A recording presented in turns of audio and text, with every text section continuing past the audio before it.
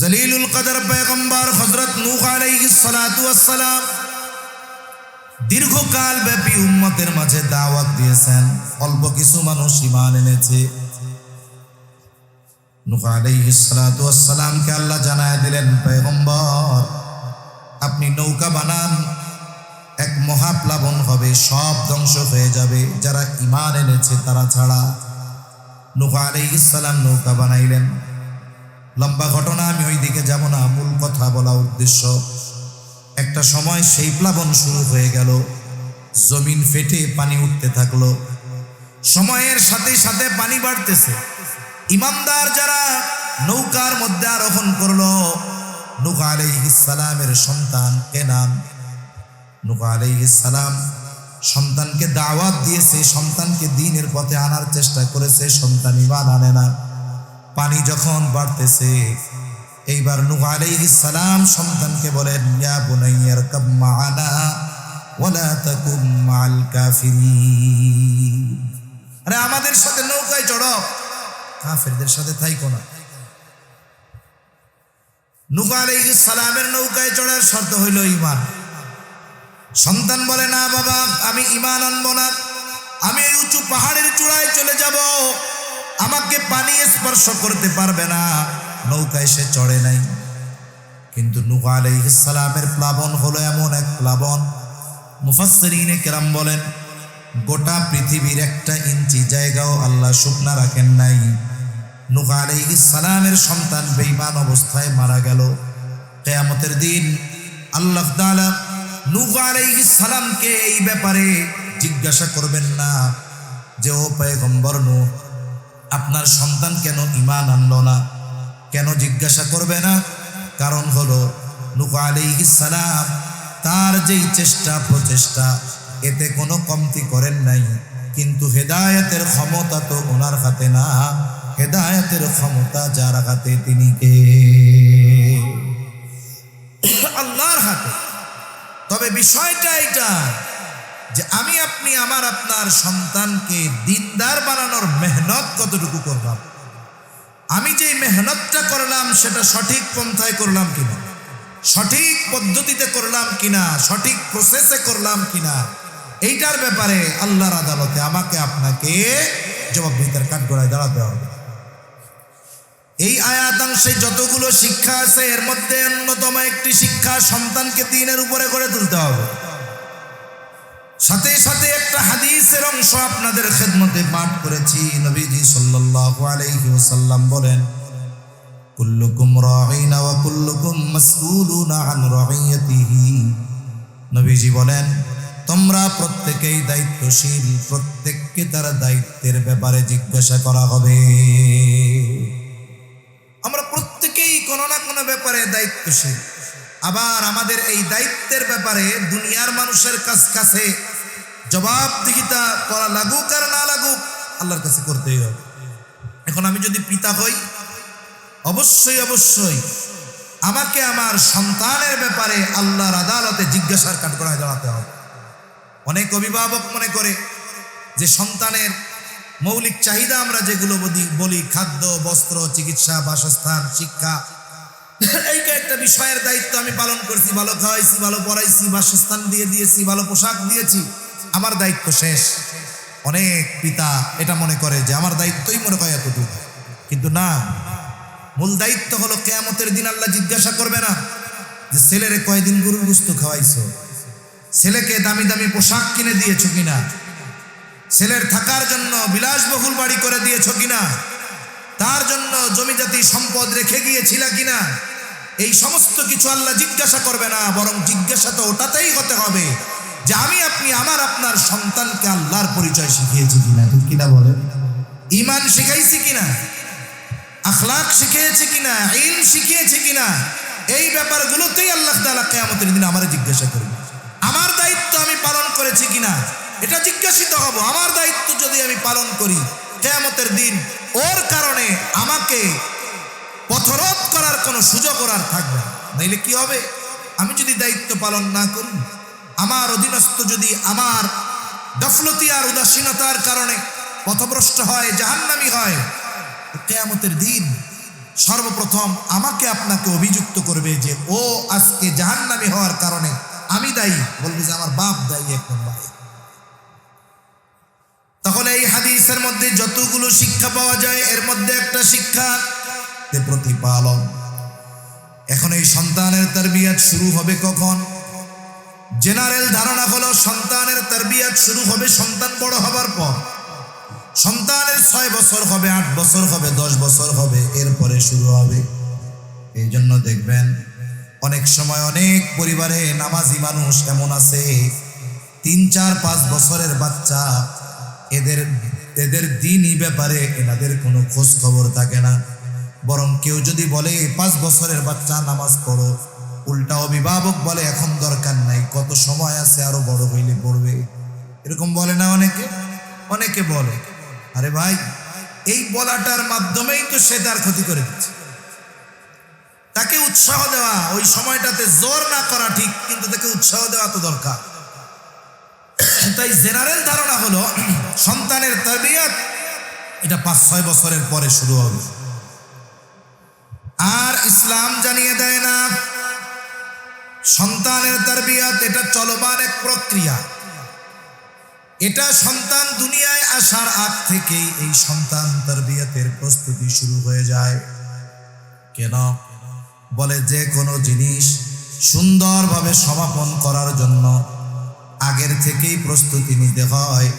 যে যত আগ থেকে প্রস্তুতি নেয় তার ওই মূল আয়োজনটা তত সুন্দর হয়। শাহিদিনা ওয়াশ শাকিরিন والحمد لله رب العالمين سبحانك لا علم لنا إلا ما علمتنا إنك أنت العليم الحكيم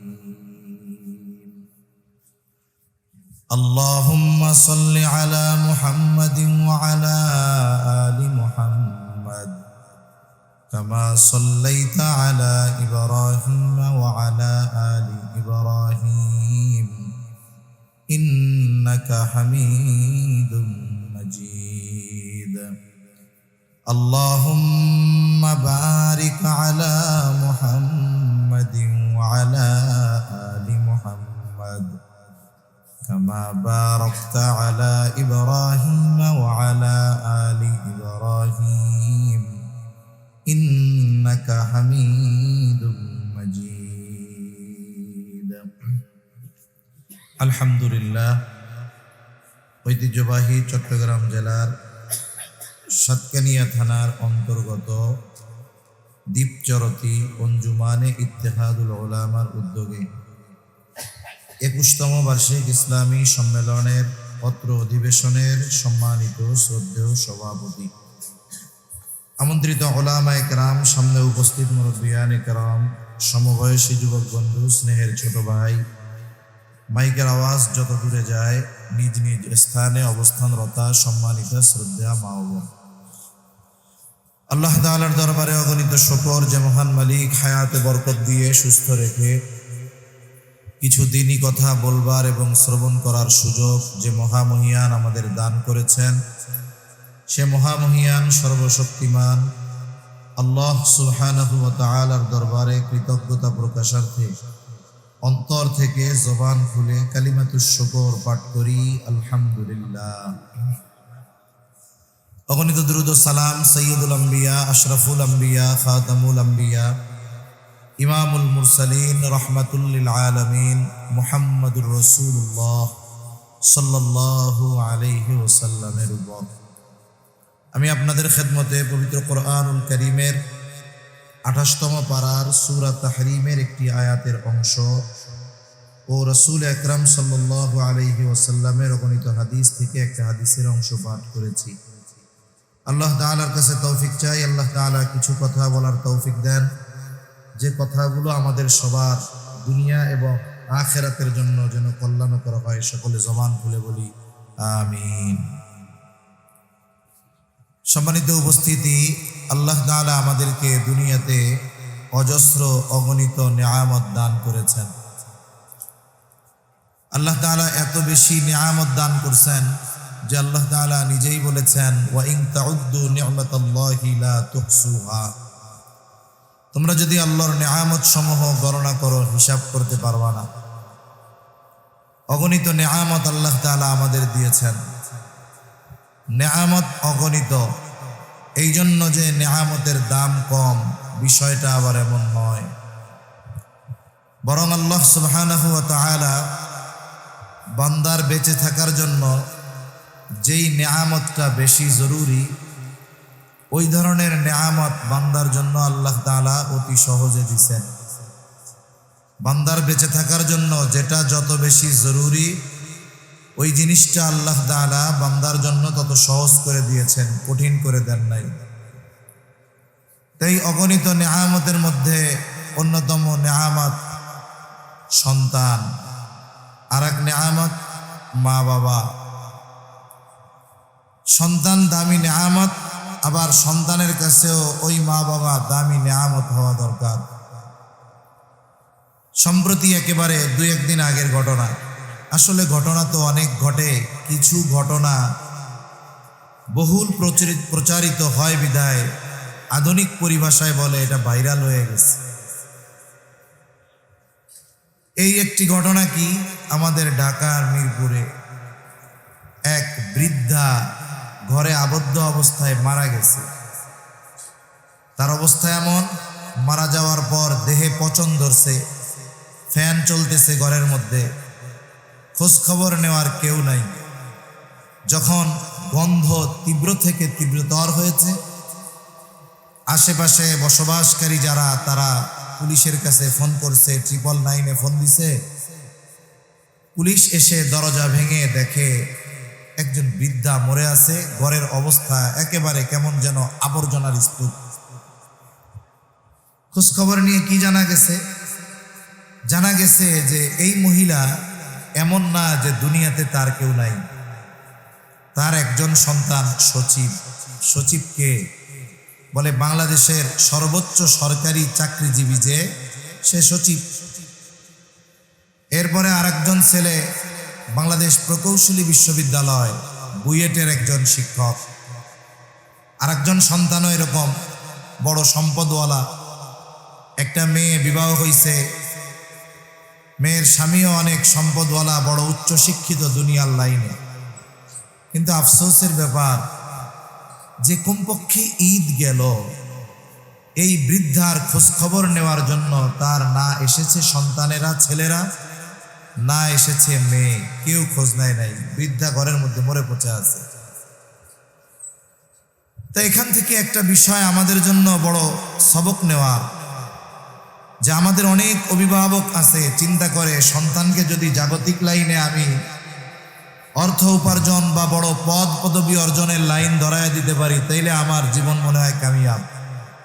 আমাদের সমাজে অনেক মা বাবা আছে দেখবেন, যে সন্তান যদি জাগতিক লাইনে অনেক উচ্চ শিক্ষিত হয়, খুব গর্ববোধ করে, মানুষের কাছে বলে বেড়ায়। কিন্তু আমরা তো দেখি যে এই ধরনের মানুষগুলার জীবনের শেষ পরিণতি হয় ওই রকম, ঘরে পচে মরে, আর নাইলে বৃদ্ধাশ্রমে মরে। ঠিক কিনা বলেন? অধিকাংশের অবস্থা এরকম। তবে হ্যাঁ, যারা এই দুনিয়াবি শিক্ষা দেওয়ার সাথে সাথে নীতি নৈতিকতা, দ্বীনি শিক্ষা সন্তানদেরকে দেয়, ওই দিন শিক্ষা পাওয়া সন্তানটা যদি দুনিয়ার লাইনে সর্বোচ্চ ডিগ্রিধারীও হয়, মা বাবার জীবনের অন্তিম সময় অথবা পরকালে দুনিয়ার লাইনের যেই শিক্ষা সন্তানকে দিয়েছে সেটা কাজে না আসলেও ওই নীতি নৈতিকতা আর দিন যতটুকু শিখিয়েছে, ওই শিক্ষাটুকুর প্রভাব ফল সে জীবনের একটা সময় পায়, হয়তো আখিরাতেও পাবে। তাই এখান থেকে যেই সবকটা আমরা নিতে পারি, যে আমরা আমাদের সন্তানদের শুধু সম্পদ উপার্জনের মেশিন বানাবো না। আমার টার্গেট শুধু এটা হবে না যে সন্তানকে বিসিএস ক্যাডার বানাতে হবে, বড় ইঞ্জিনিয়ার ডাক্তার বানাতে হবে, বিদেশে পাঠাতে হবে, বরং সন্তানের মূল টার্গেট হবে আমার সন্তান যা হয় হোক, আগে সন্তানকে আমার দিনদার বানাতে হবে। যেই অভিভাবক এই মিশন বুঝতে, বাস্তবায়ন করতে ভুল করেছে, সেই অভিভাবক জীবনের একটা সময় আল্লাহ না করুক এই ভুলের খেসারত এই দুনিয়াতে থাকতেই সে দেওয়া শুরু করবে। তাই সন্তান একটা নেয়ামত, সাথে সাথে এই সন্তান আল্লাহর পক্ষ থেকে আমাদের জন্য আমানত। আল্লাহ তাআলা সন্তানকে কোরআনুল কারীমের মধ্যে দুনিয়ার অলংকার বলেছেন। আবার আল্লাহ তাআলা এই সন্তানকে আমাদের জন্য ফিতনা, পরীক্ষা হিসাবে অভিহিত করেছেন। আল্লাহ তাআলা বলেন, আল মালু ওয়াল বানুনা জিনাতুল হায়াতিদ দুনিয়া। আল্লাহ তাআলা বলেন, সম্পদ সন্তান হলো দুনিয়ার অলংকার। আবার আল্লাহ তাআলা এই দুইটা বিষয়ের ব্যাপারে আরেক জায়গায় বলেন, ইন্নামা আমওয়ালুকুম ওয়া আওলাদুকুম ফিতনা। তোমাদের মাল, তোমাদের সম্পদ, এটা হলো পরীক্ষা, ফিতনা। তাহলে এই সন্তান আমানত, সন্তান আল্লাহ তাআলার পক্ষ থেকে এক নেয়ামত, অন্যতম এক আমানত। কারণ সন্তান এমন একটা নেয়ামত, যদি দুনিয়ার সবচাইতে বেশি সম্পদওয়ালা হাজার হাজার কোটি টাকার মালিক যদি তার সম্পদ থাকে, সন্তান না থাকে, বলে এই সন্তান না থাকাটা তার শান্তির কারণ হয় না। একজনের অঢেল সম্পদ আছে, অনেক সম্পদ আছে, তার হাজার হাজার কোটি টাকার মালিক, এত টাকা, এত সম্পদ, এই সম্পদের পরিমাণ কত এটা সে নিজেও জানে না। ওই লোকটার কিন্তু কোনো সন্তান নাই। যদি ওনাকে জিজ্ঞাসা করা হয় যে আল্লাহ তাআলা তো আপনাকে অঢেল সম্পদ দিয়েছে, আপনি মারা যাবার পর এই সম্পদ মানুষেরা বন্টন করে নিয়ে যাবে, এমনটা না হয়ে যদি আল্লাহ তাআলা জীবন চলার মতো সম্পদ দান করতেন, আর যদি আল্লাহ তাআলা আপনাকে দুইটা সন্তান দিতেন, আপনার কাছে কোন জিনিসটা বেশি পছন্দের ছিল? আমার মনে হয় অঢেল সম্পদের মালিক সন্তানবিহীন সে ওই বিষয়টাই পছন্দ করবে। বলবে, আল্লাহ যদি আমাকে জীবন চলার মতো সম্পদ দিত, আর যদি দুইটা সন্তান দিত, এইটাই আমার কাছে বেশি পছন্দের ছিল। কারণ আমি মারা যাবার পর আমার সম্পদ মানুষেরা বন্টন করে নিয়ে যাবে। 2-4-10 দিন পর আমার নামটা নেওয়ার মতো লোক থাকবে না, আমার কবরটা জিয়ারত করার লোক থাকবে না, আমার জন্য 3 বার কুল হু আল্লাহ পড়ে আল্লাহর কাছে একটু দোয়া করবে এরকম লোক দুনিয়ায় থাকবে না। কিন্তু আমার যদি দুইটা সন্তান থাকে, তাহলে এই সন্তান আমার জন্য দোয়া করবে, আমার একটু মনে করবে। তাহলে বোঝা গেল সম্পদ আছে, সন্তান নাই, ওই সম্পদের মধ্যে প্রকৃতপক্ষে শান্তি নাই। আর এক ব্যক্তি আল্লাহ তাআলা তাকেও অঢেল সম্পদ দিয়েছেন, আবার সন্তানও আছে, কিন্তু সমস্যা হলো সন্তান অবাধ্য, সন্তান মাদকাসক্ত, এক কথায় চূড়ান্ত পর্যায়ের অবাধ্য ওই সন্তান। এই ব্যক্তির সন্তানও আছে, সম্পদও আছে, কিন্তু শান্তি নাই। শান্তি না থাকার কারণ হলো এই সন্তানগুলো তার অবাধ্য সন্তান, পাপাচারে লিপ্ত সন্তান, মাদকাসক্ত সন্তান। তাহলে সম্পদ আছে, সন্তান নাই, তার শান্তি নাই। সম্পদ আছে, সন্তানও আছে, সন্তান যদি অবাধ্য হয় তাও শান্তি নাই। কিন্তু কোনো ব্যক্তির ক্ষেত্রে যদি এমনটা হয় যে আল্লাহ তাআলা তাকে অনেক সম্পদ দেয় নাই, কোনো মতে সম্মানের সাথে দুনিয়ার হায়াত চলে, কোনো মতে উপার্জন করে, কোনো মতে খেয়ে পরে দিন অতিবাহিত হয়, কিন্তু আল্লাহ তাআলা ওই ব্যক্তিকে 2টা সন্তান দিয়েছে, সন্তানগুলো নেককার, দিনদার, আর যদি হয় হাফেজ, আলেম, মুত্তাকি মানুষ হয়, তাহলে ওই লোকের সম্পদ না থাকতে পারে, কিন্তু এই নেককার সন্তানগুলো তার শান্তির কারণ হয়ে যায়। এই দুনিয়ায় অনেক সম্পদওয়ালা আছে, তাদের সন্তান আছে, শান্তি নেই। বাংলাদেশে একটা বৃদ্ধাশ্রম আছে, যেই বৃদ্ধাশ্রমে, একটা বৃদ্ধাশ্রমে 21 জন না 23 জন সচিব আছে, সচিব। তাদের সব আসছিল, সন্তান ছিল, সন্তানদেরকে দুনিয়াবি লাইনে অনেক শিক্ষিত করছে, কিন্তু এই সন্তানগুলার কাছে ওই বাবা জীবনের শেষ বয়সে এসে বোঝায় পরিণত হয়ে গেছে, যার কারণে এই সময় এসে এই সচিবদের অবস্থান হয়েছে সব বৃদ্ধাশ্রমে, সবাই একসাথে গল্প করে আর সময় অতিবাহিত করে। একটু চিন্তা করেন যে এই মানুষগুলো সন্তানদের জন্য কত ব্যস্ততা ছিল, কোন স্কুলে দেওয়া যায়, সন্তানের যাতায়াতের জন্য কি ভালো ব্যবস্থা করা যায়, তার পড়াশোনার জন্য কত ভালো টিচার রাখা যায়, কত ব্যস্ততা ছিল তাদের, পেরেশানি ছিল তাদের, কিন্তু সন্তানকে প্রকৃতপক্ষে মানুষ বানানো আর দিন শেখানোর ব্যাপারে এদের কোনো টেনশন আর চিন্তা ছিল না, ঠিক কিনা বলেন? অথচ একজন মানুষ নীতি নৈতিকতা আদর্শ আখলাক গঠনে সবচাইতে বেশি গুরুত্ব দেওয়া দরকার। আসল কথা তো আমরা তো শিক্ষার মূল উদ্দেশ্য থেকে অনেক দূরে। আমাদের গতানুগতিক ভাষায় আমরা যেটা বলি কথা, শিক্ষা কেন মানুষ অর্জন করে? শিক্ষার মূল উদ্দেশ্য চাকরি নয়, শিক্ষার মূল উদ্দেশ্য অর্থ উপার্জন নয়।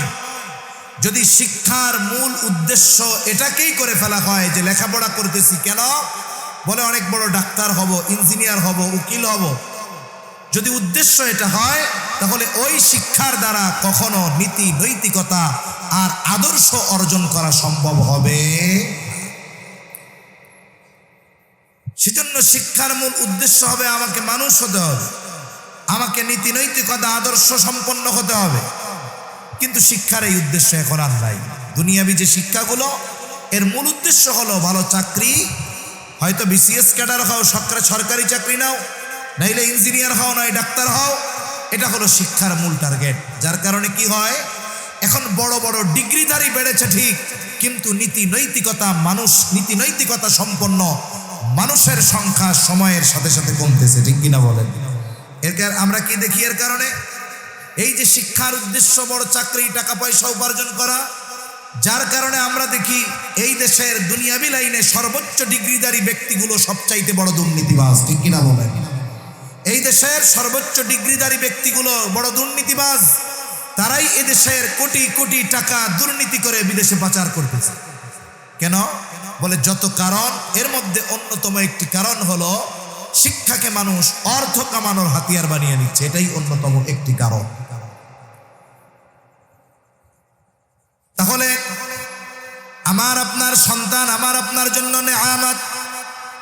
ওই ব্যক্তি যার সন্তান আছে নেককার দিনদার, কিন্তু তার সম্পদ কম, বলে তার শান্তি আছে। যদিও তার সম্পদ নাই, তার কিন্তু শান্তি আছে। তাহলে বোঝা গেল সম্পদ মানুষকে প্রকৃত শান্তি দিতে পারে না। যদি কোনো ব্যক্তির নেককার সন্তান থাকে, এই সন্তান অবশ্যই তার জন্য শান্তির কারণ হয়ে যায়।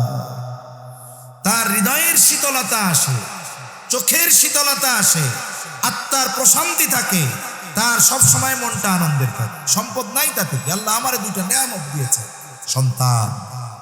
তাই এই সন্তান নেয়ামত, এই দামি জিনিসের কদর করতে হয়। অনেক সময় কিছু জিনিস আছে যেটাকে মানুষ কদর করার মাধ্যমে এর দাম বাড়ায় দেয়। যেমন মাটি। আমাদের এলাকায় যারা মাটির জিনিসপত্র বানায় এদেরকে বলা হয় কুমার। মাটির জিনিসপত্র বানায়। উত্তরবঙ্গের একটা জেলা, নাটোর জেলা, ওই জায়গায় যাওয়ার সময়, রাজশাহী যাওয়ার সময় রাস্তার পাশে এক জায়গায় নাটোরের পরে কিছু হিন্দু মানুষ তারা মাটির কিছু জিনিসপত্র নিয়ে বসে থাকে।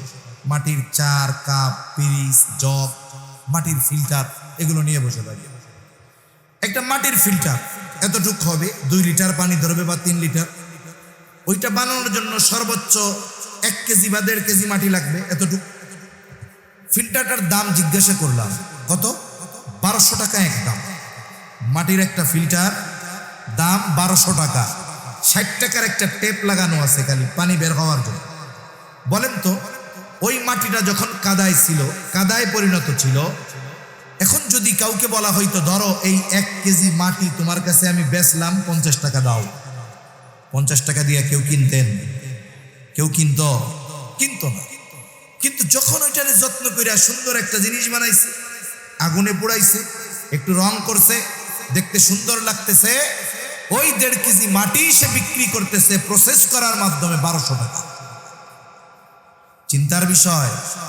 এই সন্তান তো নেয়ামত, তবে এই সন্তানকে গড়ে তোলার মাধ্যমে প্রকৃত নেয়ামতে পরিণত করতে হবে।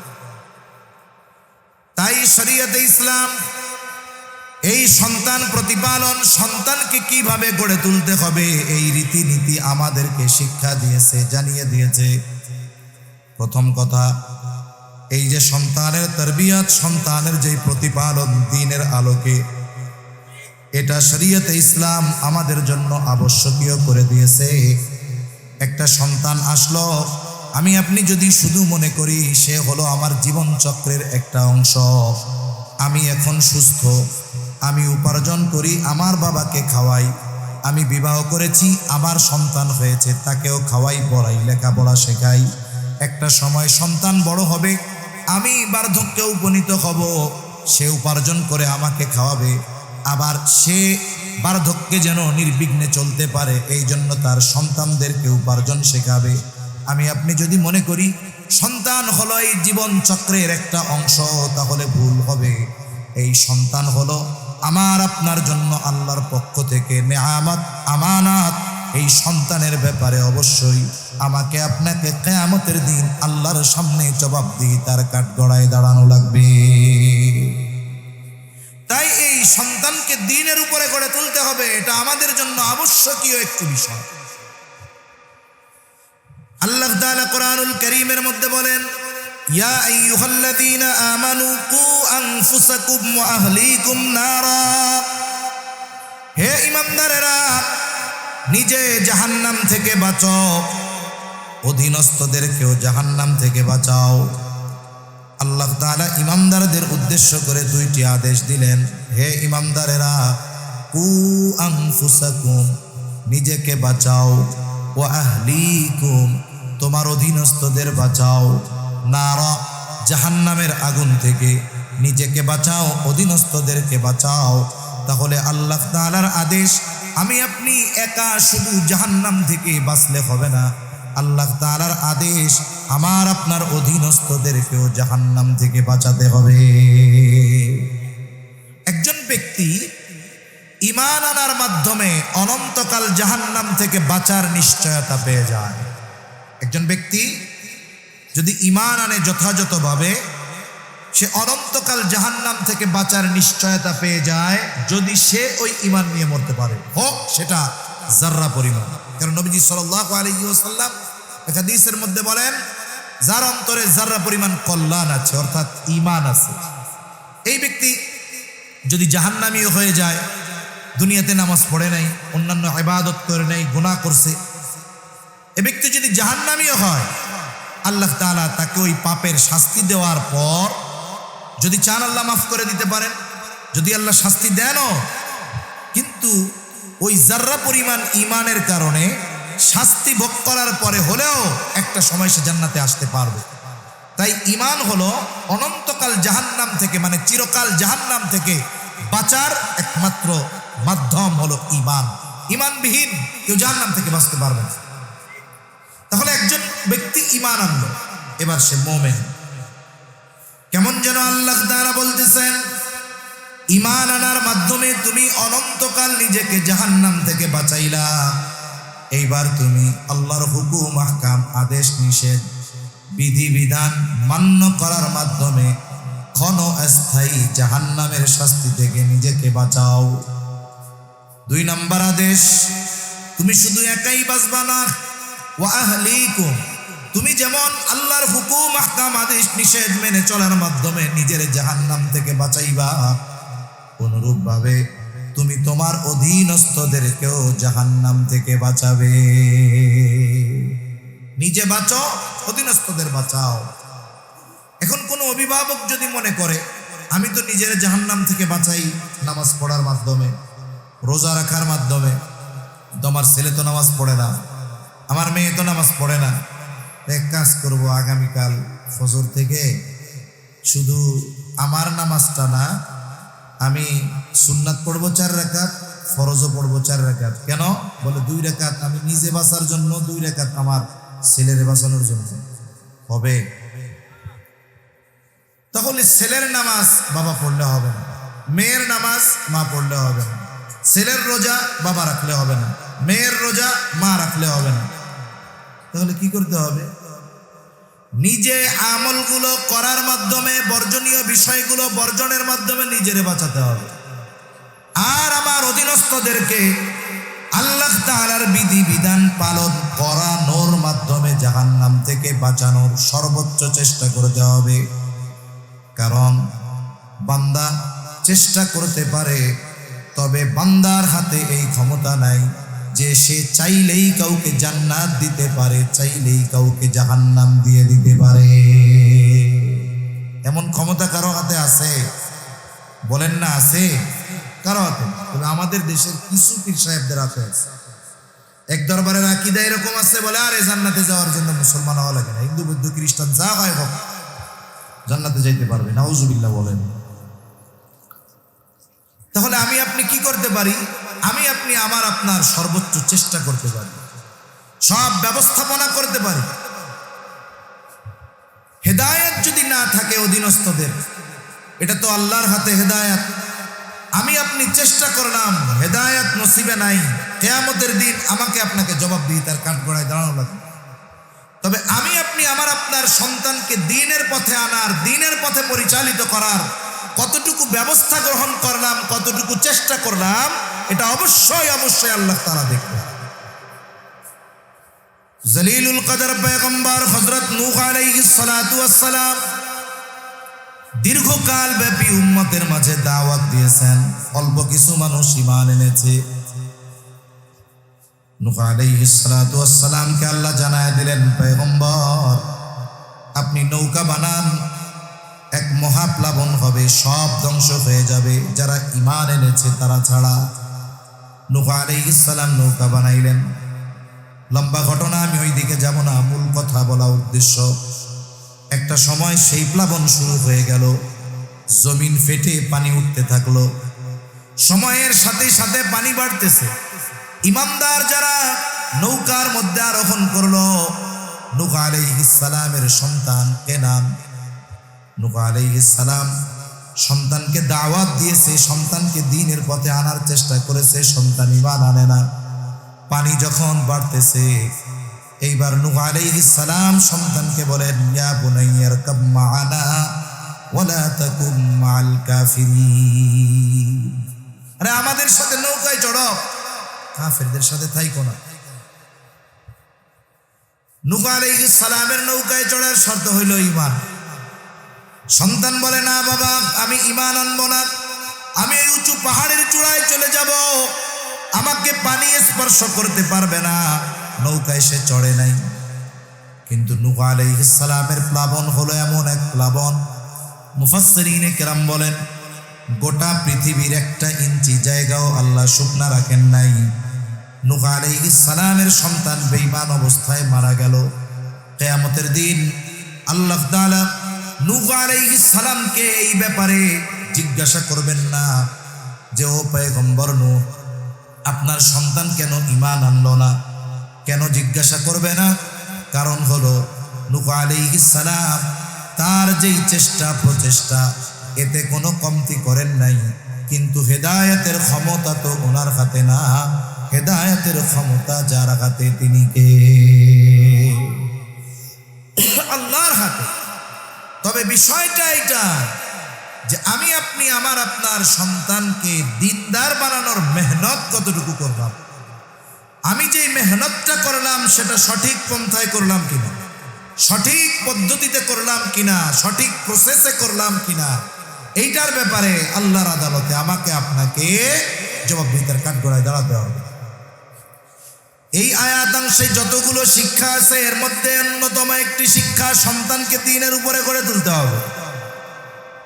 সাথে সাথে একটা হাদিসের অংশ আপনাদের খেদমতে পাঠ করেছি। নবীজি সাল্লাল্লাহু আলাইহি ওয়াসাল্লাম বলেন, কুল্লুকুম রাঈনা ওয়া কুল্লুকুম মাসউলুনা আন রাঈয়াতিহি। নবীজি বলেন, তোমরা প্রত্যেকেই দায়িত্বশীল, প্রত্যেককে তার দায়িত্বের ব্যাপারে জিজ্ঞাসা করা হবে। আমরা প্রত্যেকেই কোনো না কোনো ব্যাপারে দায়িত্বশীল। আবার আমাদের এই দায়িত্বের ব্যাপারে দুনিয়ার মানুষের কাছে জবাবদিহিতা করা লাগুক আর না লাগুক, আল্লাহর কাছে করতেই হবে।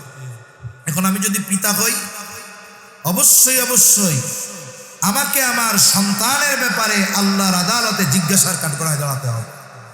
অনেক অভিভাবক মনে করে যে সন্তানের মৌলিক চাহিদা আমরা যেগুলো বলি, খাদ্য, বস্ত্র, চিকিৎসা, বাসস্থান, শিক্ষা, এই একটা বিষয়ের দায়িত্ব আমি পালন করছি, ভালো খাওয়াইছি, ভালো পড়াইছি, বাসস্থান দিয়ে দিয়েছি, ভালো পোশাক দিয়েছি, আমার দায়িত্ব শেষ। অনেক পিতা এটা মনে করে যে আমার দায়িত্বই মনে হয় এতটুকু, কিন্তু না, মূল দায়িত্ব হলো কিয়ামতের দিন আল্লাহ জিজ্ঞাসা করবে না যে ছেলেরে কয়দিন গরুর গোশত খাওয়াইছো, ছেলেকে দামি দামি পোশাক কিনে দিয়েছো কিনা, ছেলের থাকার জন্য বিলাসবহুল বাড়ি করে দিয়েছো কিনা, তার জন্য জমিজাতি সম্পদ রেখে গিয়েছিলা কিনা, এই সমস্ত কিছু আল্লাহ জিজ্ঞাসা করবে না। বরং জিজ্ঞাসা তো ওটাতেই হতে হবে যে আমি আপনি আমার আপনার সন্তানকে আল্লাহর পরিচয় শিখিয়েছি কিনা, ঠিক কিনা বলেন, ঈমান শিখাইছি কিনা, আখলাক শিখিয়েছি কিনা, ইলম শিখিয়েছি কিনা, এই ব্যাপারগুলোতেই আল্লাহ তাআলা কিয়ামতের দিন আমারে জিজ্ঞাসা করবে। আমার দায়িত্ব আমি পালন করেছি কিনা এটা জিজ্ঞাসিত হব। আমার দায়িত্ব যদি আমি পালন করি, কিয়ামতের দিন ওর কারণে আমাকে পথরোধ করার কোনো সুযোগ আর থাকবে না। নাইলে কি হবে, আমি যদি দায়িত্ব পালন না করি, আমার অধীনস্থ যদি আমার গাফলতি আর উদাসীনতার কারণে পথভ্রষ্ট হয়, জাহান্নামী হয়, কিয়ামতের দিন সর্বপ্রথম আমাকে আপনাকে অভিযুক্ত করবে যে ও আজকে জাহান্নামী হওয়ার কারণে আমি দায়ী, বলবে যে আমার বাপ দায়ী এক নম্বরে। তাহলে এই হাদিসের মধ্যে যতগুলো শিক্ষা পাওয়া যায়, এর মধ্যে একটা শিক্ষা প্রতিপালন। এখন এই সন্তানের তারবিয়াত শুরু হবে কখন? জেনারেল ধারণা হলো সন্তানের তারবিয়াত শুরু হবে সন্তান বড় হবার পর। সন্তানের 6 বছর হবে, 8 বছর হবে, 10 বছর হবে, এরপরে শুরু হবে। এই জন্য দেখবেন অনেক সময় অনেক পরিবারে নামাজি মানুষ এমন আছে, 3, 4, 5 বছরের বাচ্চা, এদের দিনই ব্যাপারে এনাদের কোনো খোঁজ খবর থাকে না। বরং কেউ যদি বলে 5 বছরের বাচ্চা নামাজ পড়ো, উল্টা অভিভাবক বলে এখন দরকার নাই, কত সময় আছে, আরো বড় হইলে পড়বে। এরকম বলে না অনেকে বলে। আরে ভাই, এই বলাটার মাধ্যমেই তো সে তার ক্ষতি করে দিচ্ছে। তাকে উৎসাহ দেওয়া, ওই সময়টাতে জোর না করা ঠিক, কিন্তু তাকে উৎসাহ দেওয়া তো দরকার। তাই জেনারেল ধারণা হলো সন্তানের তারবিয়াত এটা 5-6 বছরের পরে শুরু হবে। আর ইসলাম জানিয়ে দেয় না, সন্তানের তারবিয়াত এটা চলমান এক প্রক্রিয়া। এটা সন্তান দুনিয়ায় আসার আগ থেকেই এই সন্তান তারবিয়াতের প্রস্তুতি শুরু হয়ে যায়। কেন? বলে যে কোনো জিনিস সুন্দরভাবে সমাপন করার জন্য আগের থেকেই প্রস্তুতি নিতে হয়। যে যত আগ থেকে প্রস্তুতি নেয় তার ওই মূল আয়োজনটা তত সুন্দর হয়।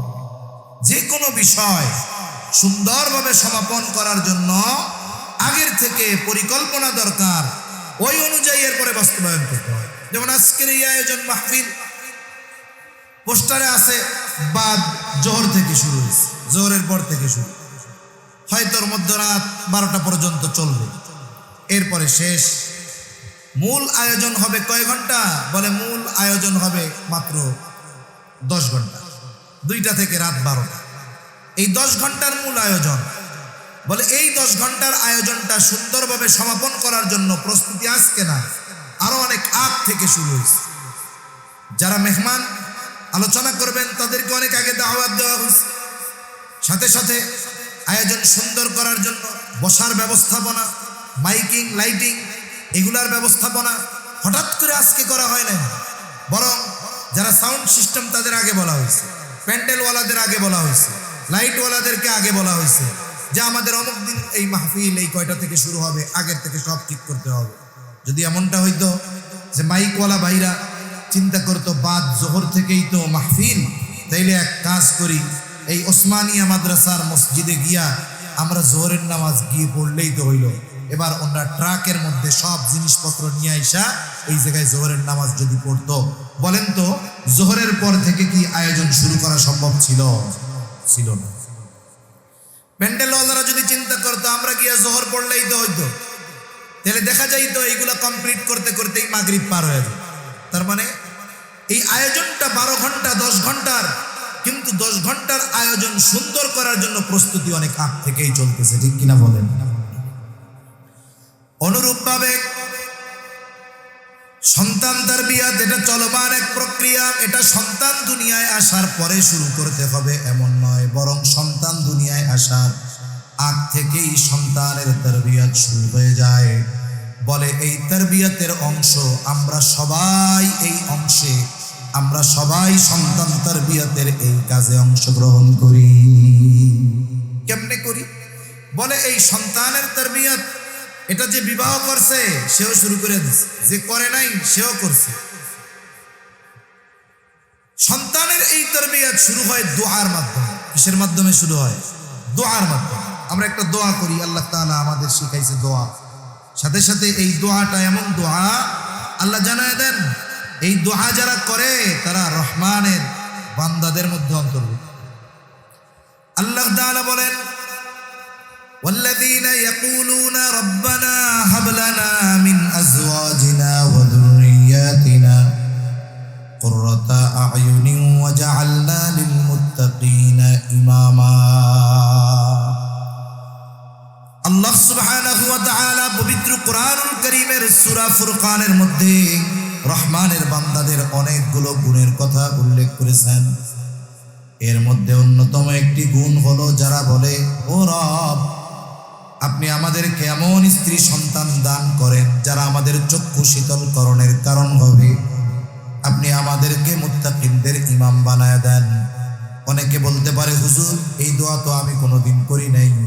আমি বলি, আপনি করেন নাই ঠিক, কিন্তু আপনার ইমাম যখন বলেছে আপনি তখন আমিন আমিন বলছেন। আপনি যখন তার জন্য কবুল করতে বলছেন, ফেরেশতা কয় আল্লাহ ওনার জন্য এটা কবুল করবেন। এই যে শুরু হইল আল্লাহ তাআলার কাছে নেক বিবি চাওয়া, নেক সন্তান চাওয়া। আর ইমানদার যে কোনো কাজের শুরুতে আগে সাহায্য চায় কার কাছে?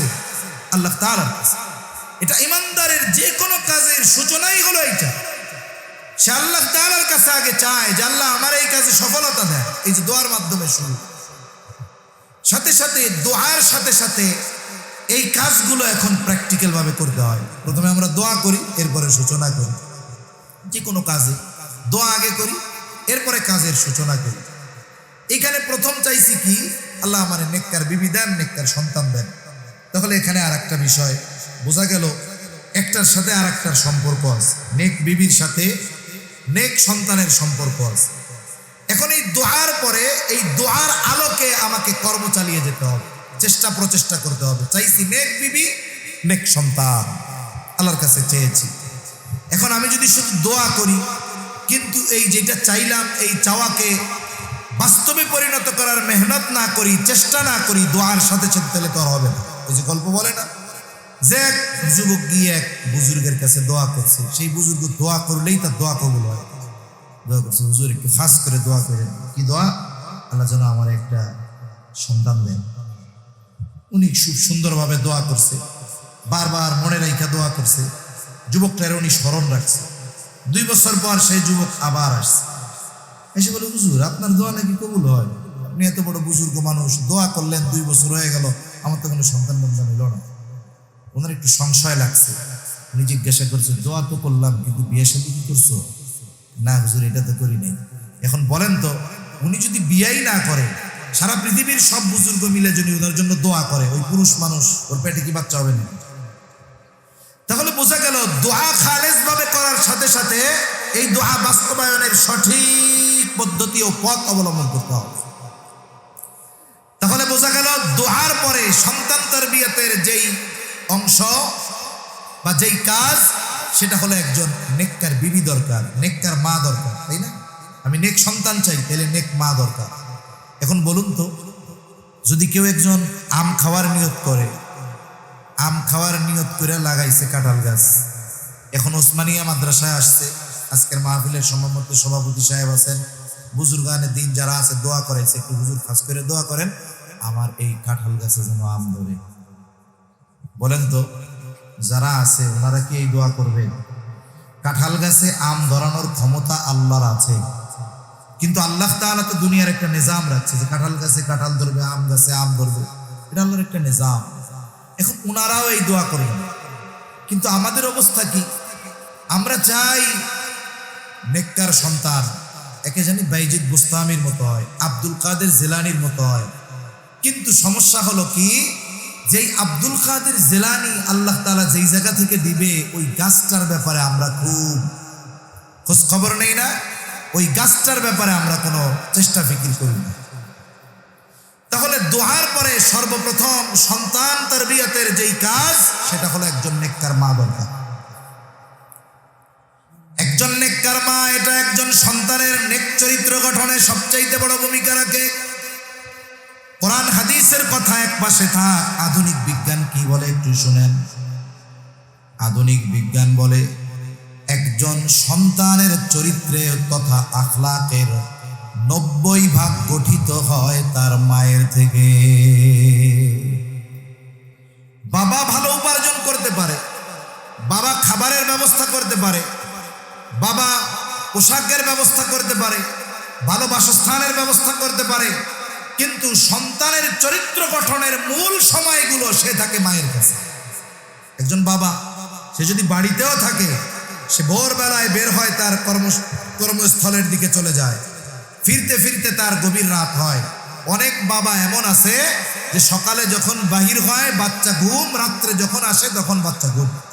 বাচ্চার সাথে দেখা হয় সপ্তাহে একদিন, চুখাচুকি হয় সপ্তাহে একদিন। তাহলে বাকি সময়টা কাটায় সে কার কাছে? বলে মায়ের কাছে। আজকে আধুনিক বিজ্ঞান বলতেছে যে সন্তানের চরিত্রের 90% গঠিত হয় তার মায়ের থেকে। তাই তো শরীয়তে ইসলাম একজন নেককার সন্তানের জন্য একজন নেককার মা কতটা জরুরি এটা আমাদের জানিয়ে দিয়েছে। তাই তো রাসূল সাল্লাল্লাহু আলাইহি ওয়াসাল্লাম বিবাহের সময় দিনদারিত্বকে প্রাধান্য দিতে বলছে। কিন্তু আমাদের অবস্থা ব্যতিক্রম। আমরা চেহারার প্রাধান্য দেই, আমরা বংশের প্রাধান্য দেই, আমরা টাকার প্রাধান্য দেই। দিনদারিত্বটা অপশনাল। দিনদারিত্বটা বানায় ফেলছি আমরা কি অপশনাল। ওটা থাক আর না থাক, টিয়া তো আছে, চেহারাও সুন্দর, বাবা বংশও ভালো, কাম হয়ে গেছে, আর কিছু লাগবে না। কিন্তু মূল তো ছিল ওইটা। রাসূল আকরাম সাল্লাল্লাহু আলাইহি ওয়াসাল্লাম বলেন ফাযফার বিদাতিদ দ্বীন, দ্বীনকে প্রাধান্য দিতে হবে। আর ওই জায়গায় আমরা দ্বীনকে বানাইছি অপশনাল। এই তিনটা কাজে লাগবে কখন? বলে দ্বীন থাকবে যখন। আপনি ওই নারীর সৌন্দর্য দিয়ে উপকৃত হবেন তখন। দ্বীন থাকবে যখন। ওই নারীর বংশ দিয়ে উপকৃত হবেন তখন। দ্বীন থাকবে যখন। ওই নারীর সম্পদ দিয়ে উপকৃত হবেন তখন। দ্বীন থাকবে যখন। বলে দ্বীন নাই, সৌন্দর্য আছে, বংশ আছে, টাকা আছে, ওইগুলোরও কোনো দাম নাই। ঠিক কিনা বলেন? টের পাবেন পরে। কারণ একজন মানুষের সৌন্দর্য নষ্ট হয়ে যায়, চেহারার সৌন্দর্য নষ্ট হয়ে যায়, কিন্তু চরিত্রের সৌন্দর্য কখনো নষ্ট হয় না। তাই আমাদের উচিত বিবাহ করার ক্ষেত্রে বা কাউকে বিবাহ দেওয়ার ক্ষেত্রে অবশ্যই অবশ্যই দিনদারিত্বকে প্রাধান্য দিতে হবে। বাকিগুলো থাকলে তো ভালোর উপরে ভালো। তাই একজন সন্তানের জন্য নেককার মা জরুরি। প্রসিদ্ধ ঘটনা আছে, হযরত ওমর রাদিয়াল্লাহু তাআলা আনহুর কাছে এক লোক আসছে ছেলের ব্যাপারে অভিযোগ নিয়ে। বলতেছে, খলিফাতুল মুসলিমিন, আমার সন্তান আমার হক আদায় করে না, আপনি একটু তারে বলেন। হযরত ওমর রাদিয়াল্লাহু তাআলা আনহু যুবকটাকে চেপে ধরে বলেন, কি ব্যাপার, পিতার হক আদায় করো না কেন? এইবার ওই যুবক পাল্টা প্রশ্ন করে বলে, খলিফাতুল মুসলিমিন, হক কি শুধু পিতা সন্তানের কাছে পায়? সন্তান কি পিতার কাছে কোনো হক পায় না? হযরত ওমর রাদিয়াল্লাহু তাআলা আনহু মৌলিক কয়েকটা হকের কথা বলেছেন। এর মধ্যে প্রথম ও প্রধান যেই হকের কথা তিনি বলেছেন, যে প্রত্যেকটা পিতার কাছে সন্তানের অন্যতম প্রথম ও প্রধান হক হলো একজন নেককার মা। একজন নেককার মা, এটা সন্তানের অন্যতম হক। কারণ ওই নেককার মা তার সৎ চরিত্র আর আখলাক দিয়ে সন্তানের চরিত্রকে উত্তম চরিত্রে পরিণত করে তুলবে। সন্তান সবচাইতে অনুসারী, অনুগামী হয় তার মায়ের, অনুকরণকারী হয় তার মায়ের। আধুনিক বিজ্ঞান তো এটা বলে যে সন্তানের ব্যাপারে মায়ের প্রভাব কতটা বেশি, বলে ওই সন্তান যখন মায়ের গর্ভে আসে, মায়ের কথা, চিন্তা, চেতনা সব কিছুর প্রভাব ওই সন্তানের উপরে পড়ে। হ্যাঁ, ক্যালিফোর্নিয়ার একজন ডাক্তার, সম্ভবত আমেরিকার হবে, ক্যালিফোর্নিয়ার হবে আর কি, উনি একজন ডাক্তার, উনি গবেষণা করেছেন অনেক দিন প্রসূতি মায়েদেরকে নিয়ে, প্রেগন্যান্ট মায়েদেরকে নিয়ে। উনি গবেষণার পরে এই সিদ্ধান্তে উপনীত হয়েছেন যে মায়ের গর্ভে সন্তানকে আল্লাহ তাআলা যখন শ্রবণ শক্তি দেয়, উনি তো অমুসলিম, সে যখন শ্রবণ শক্তি পায়, তার যখন হার্ট তৈরি হয়, বোঝার ক্ষমতা হয়, অনুধাবন করতে পারে, এই সময় থেকে নিয়ে মায়ের সাথে তার একটা সম্পর্ক জড়ে যায়, শুরু হয়ে যায়। উনি এক সেমিনারের মধ্যে বলতেছেন, অনেক নারীদেরকে আহ্বান করছেন ওই জায়গায় যারা সন্তান সম্ভবা। উনি বললেন যে আপনারা যদি চান যে আপনাদের সন্তান ভালো গায়ক হবে, তাইলে আপনি গান গাবেন, গান শুনবেন। আপনি যদি চান আপনার সন্তান ভালো অভিনেতা হবে, আপনি অভিনয় করবেন, অভিনয় দেখবেন। এক কথায় আপনি যেটা চান আপনার সন্তানের ব্যাপারে, ও যখন গর্ভে আছে আপনি ওটাই করেন। আজকে দেখুন গোটা পৃথিবীতে ইহুদিদের সংখ্যা 1 কোটির আশেপাশে, সম্ভবত 1 কোটির কাছাকাছি বসবাস করে ইসরায়েলে, আর হয়তো 15 থেকে 20 লাখ গোটা পৃথিবীতে ছড়িয়ে ছিটিয়ে আছে ইহুদি। যেখানে গোটা পৃথিবীর মানুষের সংখ্যা 800 কোটি, ইহুদির সংখ্যা মাত্র 1 কোটি।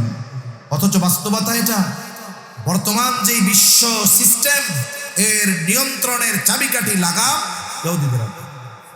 যার কারণে দেখুন যে ট্রাম্প চিন্তা করতেছে আমি ইরান যুদ্ধ বন্ধ করে তাড়াতাড়ি ভাগবো, কিন্তু ইসরায়েল চাচ্ছে যে না, তুমি যুদ্ধ করে আগে ইরানকে শেষ করো, আমার ক্ষমতা যেন আমি মধ্যপ্রাচ্যে প্রতিষ্ঠিত করতে পারি সেই ব্যবস্থা আগে করে দাও। আমেরিকা সুপার পাওয়ার, এর নিচের স্তম্ভগুলো হলো ইহুদি। গোটা পৃথিবীর মেইন স্ট্রিম মিডিয়াগুলো চালায় ইহুদি। গোটা পৃথিবীর ব্যাংকিং সিস্টেম, অর্থনীতি, এটার নিয়ন্ত্রণ ইহুদিদের হাতে। এরা কি করে? এদের যখন কোনো মেয়ে প্রেগন্যান্ট হয়, আমাদের দেশে কি হয়, স্বামী আছে বিদেশে, কিছু মনে করবেন না, এমনটা হয়তো দেখি স্বামী বিদেশে আছে, এখন আল্লাহ তাআলা একটা বাচ্চা দিয়েছে পেটে, স্বামীকে বলে এই যে 6 মাস 9 মাস 10 মাস ঘরে বসে থাকতে হবে, করব কি, আমার একা একা বসে সময় কাটবে না, আমার একটা অ্যান্ড্রয়েড ফোন কিনে দেন। এবার দিছে ফোন কিনে, এখন ফোন কিনে দেওয়ার পরে বলে এটা দিয়ে কি হবে, যদি এমবি না থাকে, ইন্টারনেট না থাকে চলবে, একটা ওয়াইফাই লাইন দিয়ে দেন।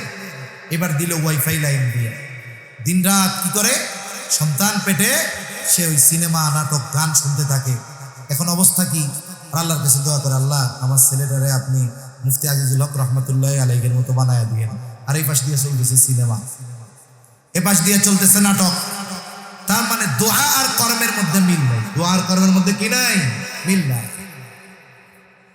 এর প্রভাব পড়তেছে বাচ্চার উপরে, এর প্রভাব পড়তেছে গর্ভের সন্তানের উপরে।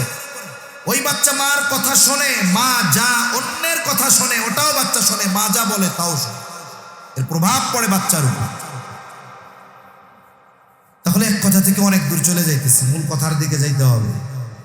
মূল কথা হলো একজন নেককার মা, এটা সন্তান তারবিয়াতের অন্যতম এবং গুরুত্বপূর্ণ একটি অংশ। কেন বলে, এই সন্তান তার 90% চরিত্র গঠন হয় তার মায়ের। তাহলে 1 নাম্বার গেল, সন্তানের জন্য একজন নেককার মা দরকার। একজন নেককার মায়ের মাধ্যমে সন্তানের নেক চরিত্র গঠিত হয়। ইতিহাসের অনেক নেককার মায়েদের ঘটনা বলা যাবে, আমি ওই দিকে যাব না। এখন একজন নেককার মায়ের ব্যবস্থা হলো। এইবার দ্বিতীয় বিষয় কি দরকার, বলে নেক সন্তান। নেক সন্তানের জন্য দোয়া করতে হবে। আর আল্লাহ তাআলার কাছে নেক সন্তান চেয়ে দোয়া করা, এটা পয়গম্বর আলাইহিস সালামের আমল। এতদিন দোয়া হইছে একা, এখন দুইজনে মিলে আল্লাহ তাআলার কাছে দোয়া করবে। নেক সন্তান চেয়ে দোয়া করেছেন সাইয়্যিদুনা খলিলুল্লাহ ইব্রাহিম আলাইহিস সালাতু ওয়াস সালাম।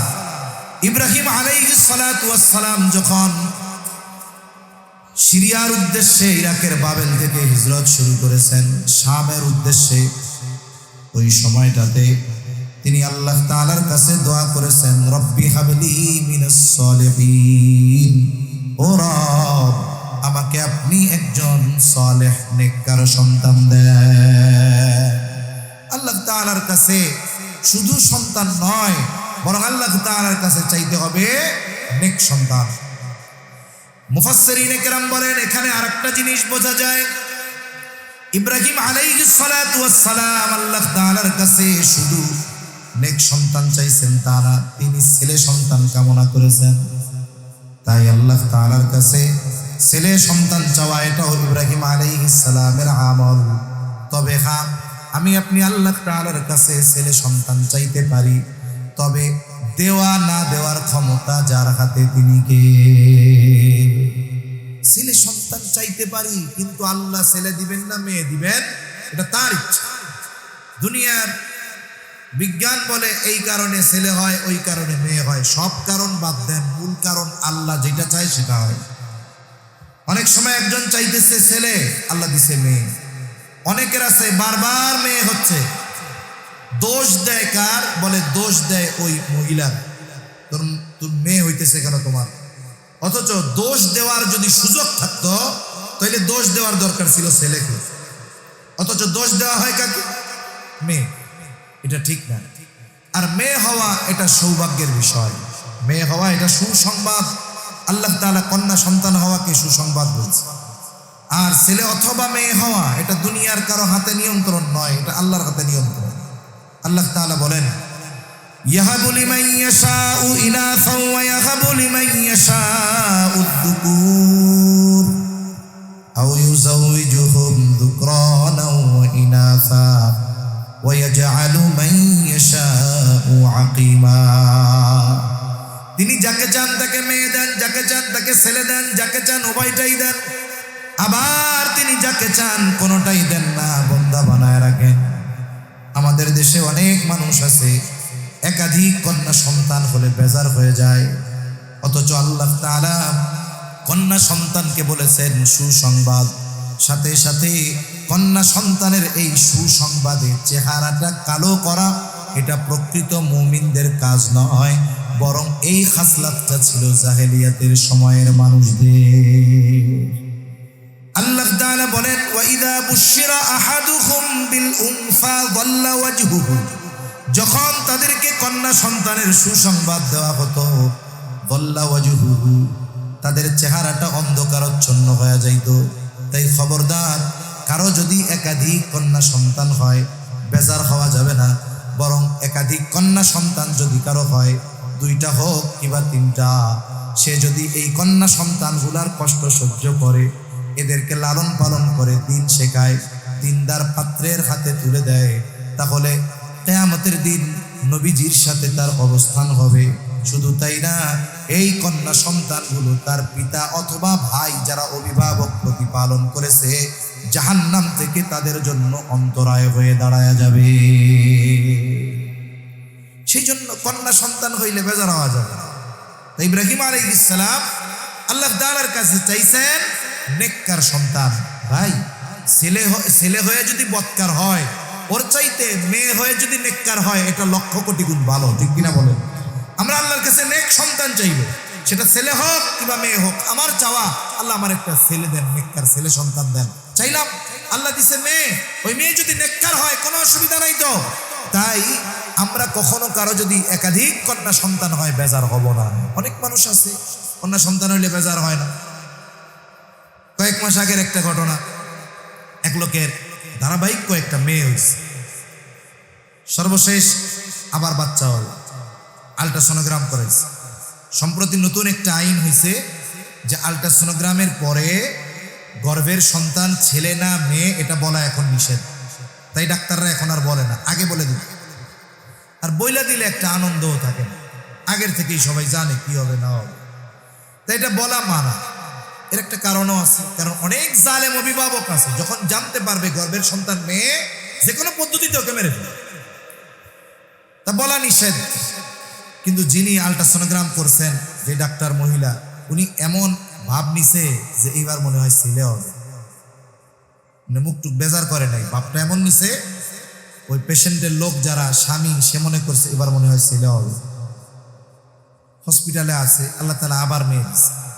আল্লাহর বান্দা রাগ হয় নাই, সুন্দর মতো দামি গাড়ি, বিবাহের দিন যেমন ভাবে গাড়ি সাজায় ওই রকম সাজাইয়া হসপিটাল থেকে বাচ্চা আর বাচ্চার মাকে নিয়ে বাড়ি আসছে।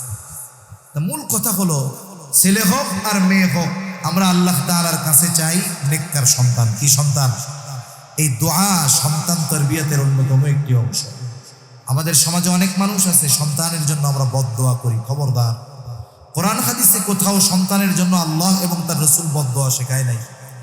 সন্তান যদি অন্যায় করে তার জন্য নেক দোয়া করতে হবে, বদদোয়া করার কোনো দরকার নাই।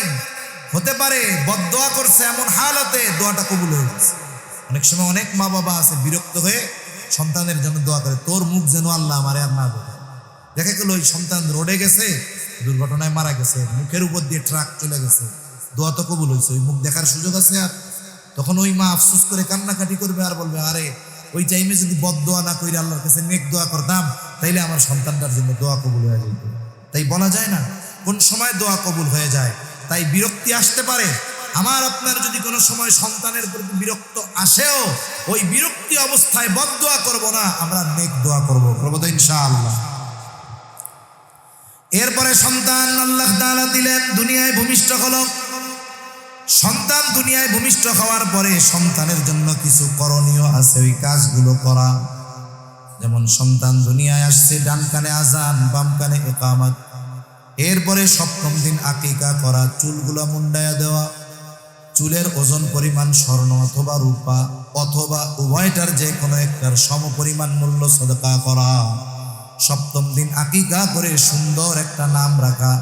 সপ্তম দিন না পারলে 14তম দিন, না পারলে 21তম দিন।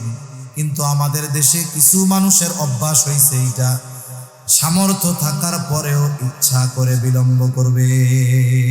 আর কুরবানির সময় সব যেই মাসালাগুলো বলা লাগে এর মধ্যে একটা হইল কোরবানির সাথে অন্য ইবাদতের শরীক হওয়া যাবে কিনা। হুজুর কুরবানির সাথে আকিকা দেওয়া যাবে কিনা? কেন? আপনার সামর্থ্য ছিল, আপনি যত সময় কেন দেন না? এই সময়টার উপরেও তো আমল করা, এটা একটা সুন্নাত। এখন আমলের ক্ষেত্রে সুন্নাতে প্রাধান্য দেওয়া দরকার। আপনি ওই সময় পারেন নাই, সামর্থ্য নাই, করেন নাই, এখন দিছেন, হয়ে যাবে, অসুবিধা তো নাই। কিন্তু অনেকে আছে ইচ্ছা করে বিলম্ব করে, এই কাজটা না করা। যাই হোক, এরপরে সন্তান একটু বড় হবে, মূল কথার দিকে যাব। সন্তানের তারবিয়তের জন্য মূল যেই বিষয়গুলো এতক্ষণ প্রস্তুতি চলছে, ওই দোয়া থেকে নিয়ে নেককার মা দোয়া, এগুলো তো আমাদের প্রস্তুতির একটা মূল অংশ। এইবার মূল কাজটা কি? বলে 4 বিষয়ের তারবিয়ত দিতে হবে সন্তানদেরকে। কয় বিষয়ের? আপনারা সজাগ আছেন তো? সজাগ আছেন? এটা তাকবীর দেন তো, নারায়ে তাকবীর। আরো জোরে বলেন না, নারায়ে তাকবীর। মাশাআল্লাহ। আমি নিজে গাড়ি চালায় আসছি ঢাকা থেকে, 12টায় বের হয়েছি, আপনাদের এখানে আসছি, খানা খাইছি, নামাজ পড়ছি, আবার এখানে আসছি। মইরা তো যাওয়ার কথা আমার।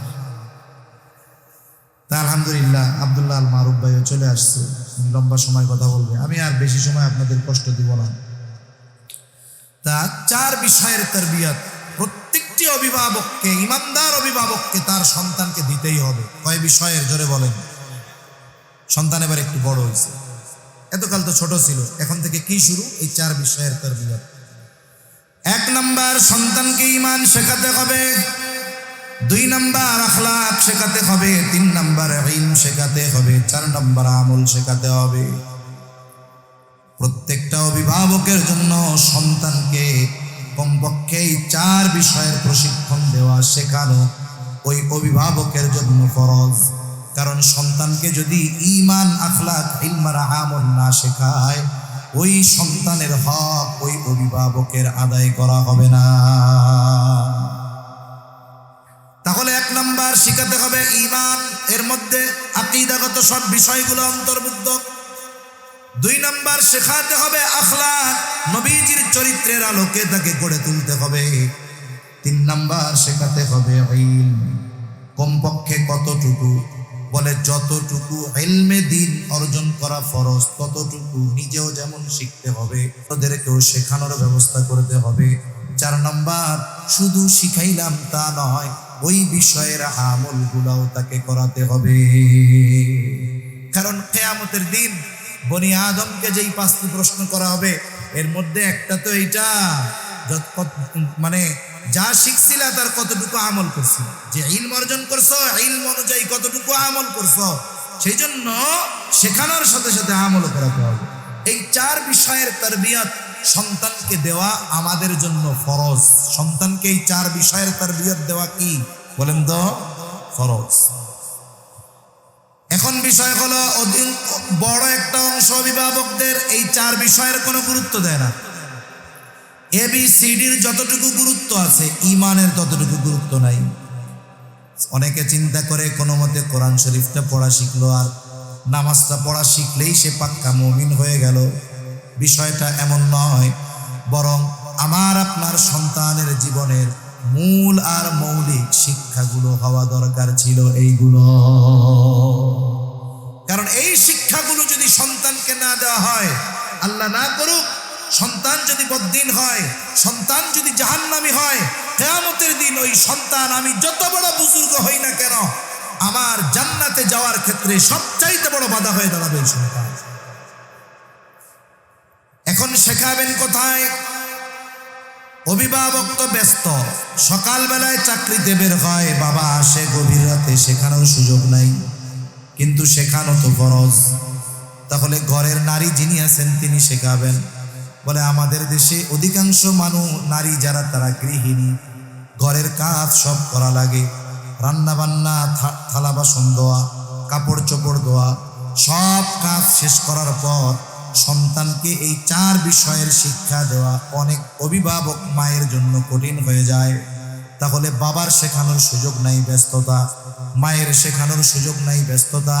যতই ব্যস্ততা আর কর্ম থাক না কেন বলেন তো সন্তানকে এই 4 বিষয়ের তারবিয়ত দেওয়ার দরকার আছে না নাই? কোথায় দিবেন? বলে আপনাদের অঞ্চলের প্রাইমারি স্কুলগুলোর মধ্যে ঈমান শেখায়, আখলাক শেখায়, ইলম শেখায়, আমলও শেখায়। শেখায়, জোরে বলেন না শেখায়। বরং সন্তানগুলার ঈমান কেমনে ধ্বংস করা যায় সেই শিক্ষা আমাদের সন্তানদের শেখানোর চেষ্টা করে। আমাদের সন্তানদের চরিত্র কেমনে ধ্বংস হবে এই শিক্ষা কেমনে শেখানো যায় সেই চেষ্টা করে। আমার সন্তানদেরকে ইলম শিখাবে কোথায়? বলে সন্তানদের শিখায় নাচ গান, ঠিক কিনা বলেন? আমার সন্তানদেরকে কোরআন শেখাবে কোথায়? বলে গানের শিক্ষক নিয়োগ দেওয়ার জন্য অপচেষ্টা বারবার করতেছে, ভবিষ্যতেও করবে, ঠিক কিনা বলেন? আমল শেখাবে কোথায়? আমার সন্তানদেরকে শিখাই হলো নাটক আর সিনেমা। তাহলে বোঝা গেল আমাদের বাংলাদেশের যেই প্রচলিত শিক্ষা সিস্টেম, ওই জায়গায় যদি সন্তানকে দেওয়া হয়, সন্তানকে জাহান্নাম থেকে বাঁচানোর জন্য যা দরকার ওইখানে শেখানোর কোনো সুযোগ নাই। তাহলে শেখানো তো ফরজ, শেখাইতে তো হবে। দিবেন কোথায়?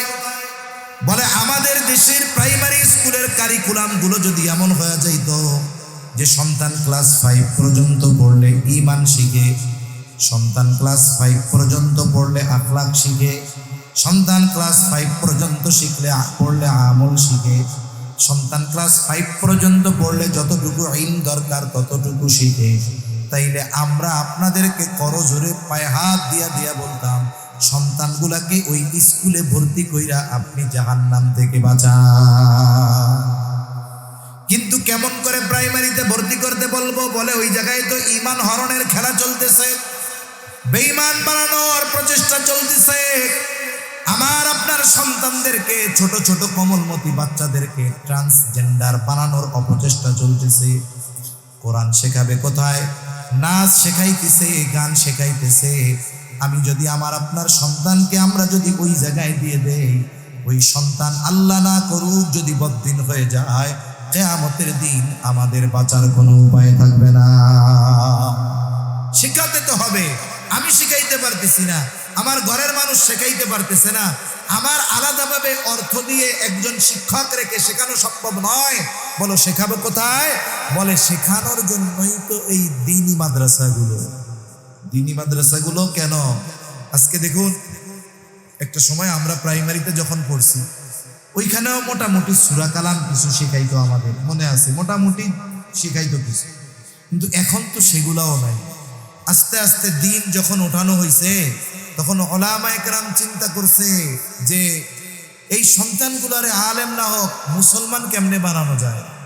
এই সন্তানগুলারে আলেম না বানানো যাক, কেমন করে ইমানদার রাখা যায়? এই চিন্তা ফিকির করে এই যে নুরানি পদ্ধতির আবিষ্কার হয়েছে। সিস্টেমটার নাম যেমন নুরানি, কাজটাও তেমন নুরানি। একটা একটা সন্তান যদি ক্লাস 3, 4, 5 পর্যন্ত 3 পর্যন্ত পড়ে, অনেক জায়গায় নিজস্ব তত্ত্বাবধানে 5 পর্যন্ত আছে, বলে 3, 4 পর্যন্ত পড়লে একটা সন্তানের মুসলমানি জিন্দেগি অতিবাহিত করার জন্য যা দরকার, যতটুকু জানা জরুরি, বলে ততটুকু এই নুরানি মাদ্রাসায় 3-4 বছর পড়ে বাচ্চারা শিখে যায়। তাহলে দেখুন, এই গুরুত্বপূর্ণ দায়িত্ব যেটা আমার উপরে ফরজ ছিল, আমাদের উপরে আবশ্যকীয় ছিল, এই দায়িত্বটা গ্রহণ করেছে মাদ্রাসা। এই মাদ্রাসাগুলাই যখন সন্তানদের দিয়ে দেওয়া হয়, সন্তানদেরকে ঈমান শেখায়, সন্তানদেরকে আখলাক শেখায়, সন্তানদেরকে ইলম শেখায়, আমার আপনার সন্তানদেরকে আমল শেখানো হয়। এই জন্য আগামী প্রজন্মকে যেন ধ্বংস করে দেওয়া যায়, এই জন্য ইসলাম বিদ্বেষীদের যতগুলো টার্গেট, এর মধ্যে অন্যতম টার্গেট হলো মাদ্রাসা। তাই দেখবেন দেশের কোথাও হাজার হাজার মাদ্রাসা, 2, 4, 5 জন খারাপ লোক থাকতে পারে, এই 2, 4, 5টা বিষয়কে সামনে এনে লক্ষ লক্ষ অবদানকে মুহূর্তের মধ্যে অস্বীকার করা হয়। না না, মাদ্রাসাগুলো বাদ দিয়ে দেওয়া দরকার, বন্ধ করে দেওয়া দরকার, মোল্লারা দেশটা খেয়ে ফেললো। এই যে প্রোপাগান্ডা ছড়ানো হয় সাধারণ মানুষের মধ্যে 2, 4, 5টা ঘটনাকে কেন্দ্র করে, যেটা আমরা অস্বীকার করি না ভাই। ফসল যত ভালো হোক, আমাদের গ্রামে বলে ধান যত ভালো হোক, 2, 4টা চিটা এর মধ্যে থাকে, ঠিক কিনা বলেন? জাড়া দিলে 2, 4টা চিটা বের হবেই। লক্ষ লক্ষ দিনই প্রতিষ্ঠান, 2, 4 জন মানুষ খারাপ থাকতে পারে, এটা আমরা অস্বীকার করি না। তাদের অপরাধের শাস্তি তাদের হবে, কিন্তু মাথা ব্যথা, এই জন্য মাথা কেটে ফেলা তো যাবে না। আমাদের কিছু দিনদার মানুষ ভাই, তারাও বুঝে না, তারাও ঢালাও ভাবে ওই বেঈমান ইসলাম বিদ্বেষী মিডিয়াগুলোর সাথে তাল মিলিয়ে বলে মাদ্রাসাগুলো সব বন্ধ করে দাও। ভাইরে সাবধান, এই মাদ্রাসাগুলো আমার আপনার সন্তানদেরকে ঈমান শেখাইতেছে, অথচ এটা শেখানোর দায়িত্ব ছিল আমার। আমার সন্তানকে আখলাক শেখাচ্ছে, শেখানোর দায়িত্ব ছিল আমার। আমার সন্তানদেরকে ইলম শেখাচ্ছে, শেখানোর দায়িত্ব ছিল আমার। আমার সন্তানদের আমল শেখাচ্ছে, শেখানোর দায়িত্ব ছিল আমার। তাই সাবধান, মাদ্রাসা বিদ্বেষী হওয়া যাবে না। এখন আপনি বলতে পারেন, হুজুর আমার বড় ইচ্ছা ছিল আমার সন্তানটাকে ডাক্তার বানাবো, ইঞ্জিনিয়ার বানাবো, উকিল বানাবো, কেমনে বানাবো? মাদ্রাসায় দিলে তো হুজুর হয়ে যাবে, মোল্লা হয়ে যাবে। হুজুর তাহলে আমার সন্তানটাকে ডাক্তার বানাবো কেমনে? বলে হ্যাঁ, আমাদের সমাজেও ডাক্তার দরকার আছে, তবে ডাক্তারটা হতে হবে দিনদার ডাক্তার। যদি দিনদার ডাক্তার না হয়, তাহলে বলেন তো ওই ডাক্তার তো ডাকাত হবে। কি হবে জোরে বলেন? ডাকাত হবে। আপনি যাবেন, কোনো রোগ টোগ কিচ্ছু নাই, ও চিন্তা করবে হায় রে, এই যে এত বড় ডায়াগনস্টিক সেন্টারে দিয়া বসা রয়েছে, আমার একটা এসি রুম দিছে, আমি যদি এই রুগীরে কিচ্ছু না দিয়া ছেড়া দেই তাইলে তো বদনাম। এবার কোনো কিছু না হইলেও 10,000 টাকার টেস্ট দেন, আছে না নাই বলেন? এখন বলেন, এটা কি দিনদার ডাক্তার না ডাকাত ডাক্তার? এটা ডাকাত ডাক্তার। আমরা দিনদার ডাক্তার চাই। আমরা তো ইঞ্জিনিয়ার চাই, যে এই যে মাদ্রাসা হবে, মসজিদ হবে, এই জায়গার ডিজাইন হবে, প্ল্যানিং হবে, তার তত্ত্বাবধানে কাজ হবে, এরকম ইঞ্জিনিয়ার আমাদের দরকার। আমরা তো এমন ইঞ্জিনিয়ার চাই না যে রডের বদলে বাঁশ দিবে, এমন ইঞ্জিনিয়ার চাই। আমরা কি এমন ইঞ্জিনিয়ার চাই যে বিল্ডিংয়ে সিমেন্টের চাইতে বালু বেশি দিয়া টাকা বাঁচাইয়া সুন্দর মতো ভূমিকম্পের সময় বিল্ডিং আমাকে উপরে চাপা পড়বে? এমন ইঞ্জিনিয়ার চাই? চাই না। আমরা চাই দিনদার ইঞ্জিনিয়ার।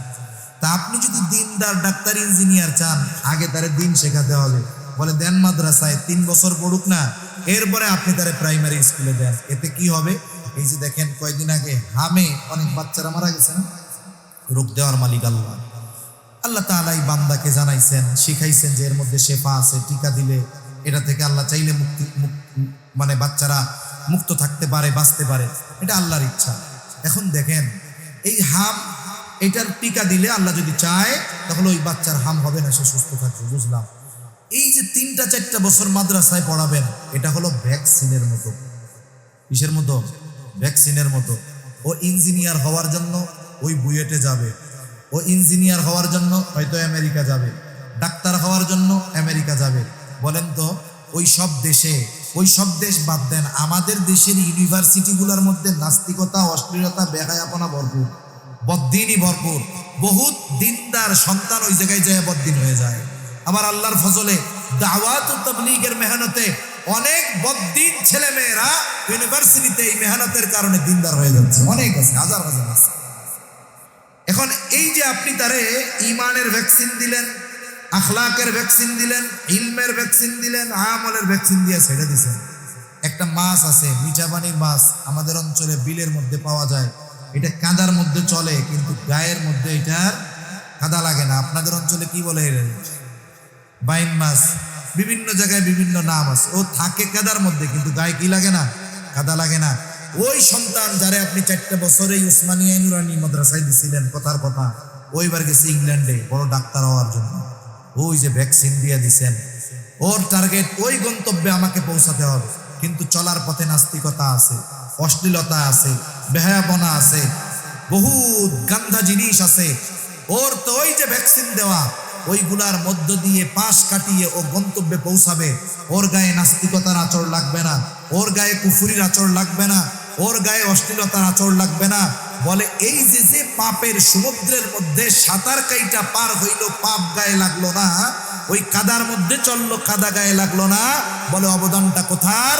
বলে অবদানটা হলো আমাদের এই ধরনের মাদ্রাসাগুলো, ঠিক কিনা বলেন?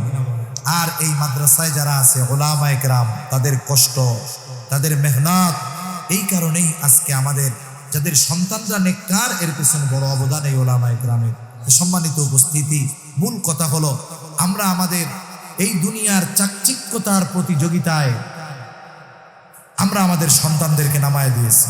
আমরা মনে করতেছি এই দুনিয়ার চাকচিক্য অর্জনের সবচাইতে বড় ইনভেস্ট হলো আমার সন্তান। যারা এই কথা মনে করতেছে, ওই যে তাদের সন্তান বুয়েটের শিক্ষক হচ্ছে, সচিব হচ্ছে, পৃথিবীর বিভিন্ন দেশে সেটেল হয়ে আছে, হাজার হাজার কোটি টাকার মালিক, গাড়ি বাড়ির অভাব নাই, কিন্তু জীবনের অন্তিম সময় ঘরে পচে মরতেছে, দেখার মতো কেউ নাই। আমরা কি কেউ এমন জীবন চাই? আমরা এমন জীবন চাই না। তাই আমাদের সন্তানদেরকে, আমি আলেম বলি নাই, কমপক্ষে দিনদার বানাতে হবে, মুসলমান বানাতে হবে। আমি আপনি যেন ওই সন্তানের কারণে কিয়ামতে আল্লাহর আদালতে জবাবদিহিতার কাঠগড়ায় না দাঁড়াতে হয়, এই টার্গেট মাথায় রেখে যদি সন্তান গড়ে তুলি, ইনশাআল্লাহ ওই সন্তান আমার দুনিয়া এবং আখিরাত উভয় জাহানে সম্মানের কারণ হবে ইনশাআল্লাহ। আল্লাহ সুবহানাহু ওয়া তাআলা আমাদের অধীনস্থ যারা আছে, বিশেষ করে সন্তানদেরকে দ্বীনের আলোকে গড়ে তোলার তৌফিক আল্লাহ দান করেন। সকলে জবান খুলে বলি আমিন। ওয়া আখিরু দাওয়ানা আনিল হামদুলিল্লাহি রাব্বিল আলামিন। আসসালামু আলাইকুম ওয়া রাহমাতুল্লাহি ওয়া বারাকাতুহু।